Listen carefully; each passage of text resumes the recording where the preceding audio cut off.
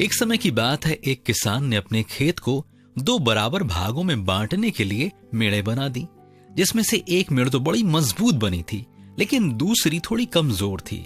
इसलिए किसान सिंचाई के लिए जितना भी पानी खेत में डालता, उसका आधा पानी यूं ही बह जाया करता था।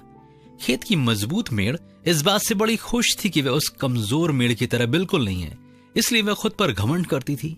वहीं कमजोर मेड़ अपनी कमजोरी को जानते हुए अंदर ही अंदर परेशान रहा करती थी। इसी बीच बारिश का मौसम आ चुका था। एक दिन उस कमजोर मेड़ ने किसान से कहा कि स्वामी, मैं बड़ी शर्मिंदा हूं। तो किसान ने कहा, क्यों, क्या हो गया? तो उस मेड़ ने कहा कि आपने हमें इतनी मेहनत से बनाया है, लेकिन मैं पूरा पानी रोक नहीं पाती, आधा पानी यूं ही बह जाता है। तो किसान मुस्कुराने लगा और कहा कि तुम्हें शर्मिंदा होने की जरूरत बिल्कुल भी नहीं है। तुम अपने आप को फिर से देखो, तुम में कुछ खास है जिसके बारे में मैं तुम्हें कल बताऊंगा।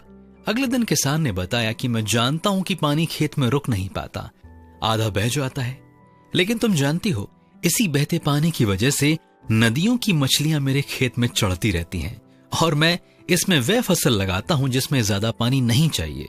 सोचो, अगर तुम कमजोर ना होती तो मछलियां कैसे मेरे खेत में आ पाती और कैसे कम पानी की फसल में उगा पाता। दोस्तों, हम में से हर किसी में कोई ना कोई कमजोरी है, लेकिन वही कमजोरी हमारी ताकत तब बन जाती है जब हम सही हाथों में होते हैं। पवित्र शास्त्र ये बात हमसे कहता है, उसने निर्बलों को चुन लिया ताकि बलवानों को लज्जित करे। इसलिए अपनी कमजोरी को अपनी ताकत बनाइए और प्रतिदिन के जीवन में एक विजेता की तरह आगे बढ़िए। क्या आप तैयार हैं?